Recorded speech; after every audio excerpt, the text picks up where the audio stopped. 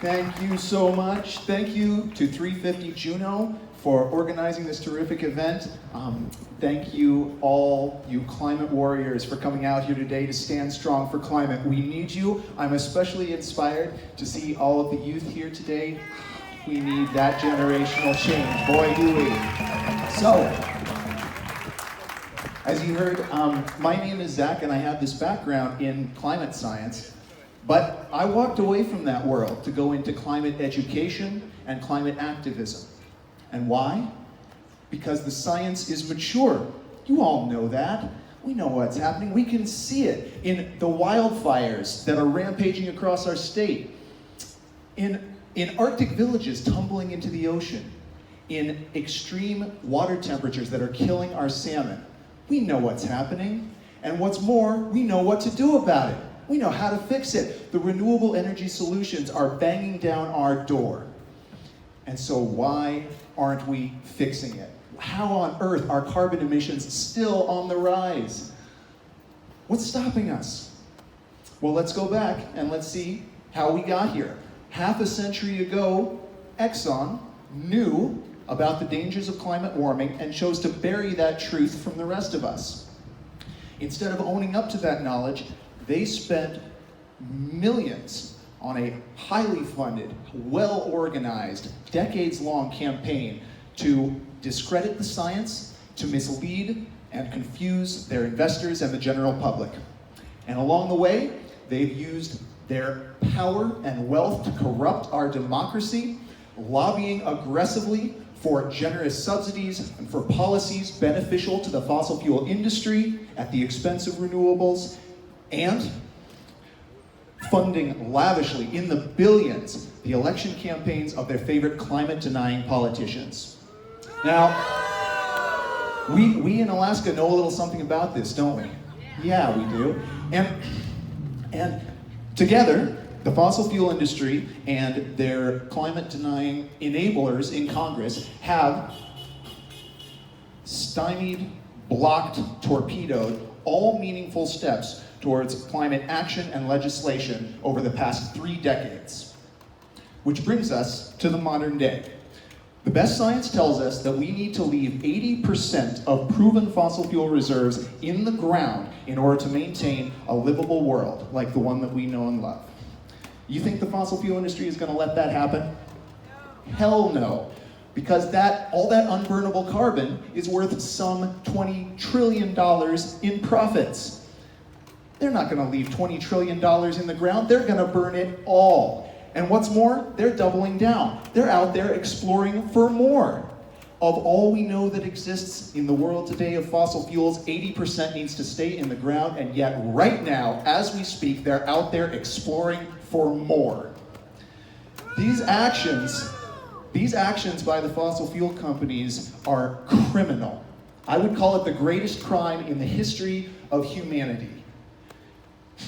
And yeah, that's right. They will watch the world burn before they give up their profits. They already are. I gotta tell you, it is not about changing light bulbs. We gotta wake up and smell the coffee here. This is a systemic crisis of corporate power and government corruption. We need... and it's not going to be solved by a few LED light bulbs. We need to take the fossil fuel industry out of power, now. We can't wait. And so we gotta hit them where it hurts, in the wallet. And that's where fossil fuel divestment comes in. Universities, pension funds, entire nations, it's time to sell your stock in these planet-killing companies.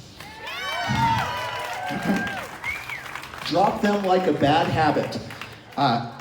People are dying around the world in famines, droughts, floods, wildfires, hurricanes. Our house is on fire. At such a time, not another nickel of capital should be flowing into these irresponsible companies. Cut them off. Investing in fossil fuels today is investing in the destruction of the planet, period. We can't do it any longer. Hold up that sign. Not another penny for dirty energy. That's what I'm talking about right there.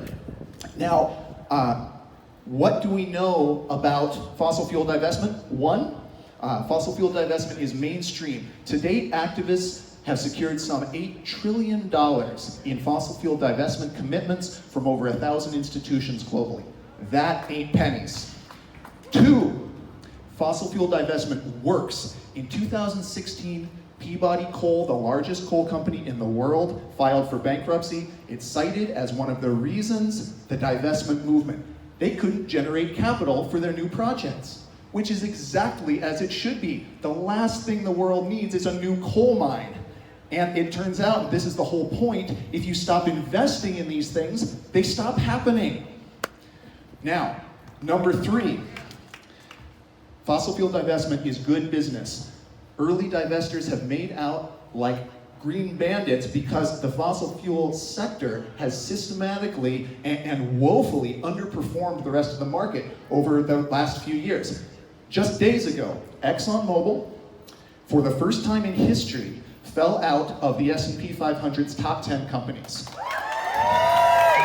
Their stock is falling.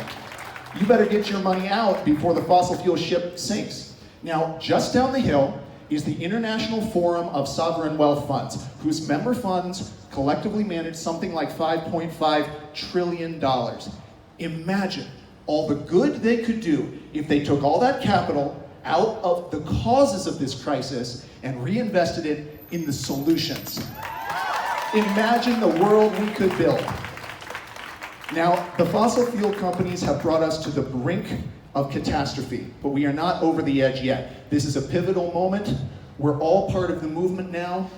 I urge you to join me in welcoming the International Forum of Sovereign Wealth Funds and push on them, urge them, call on them, along with all other pools of wealth around the planet, to fund the future, not fossil fuels. Thank you.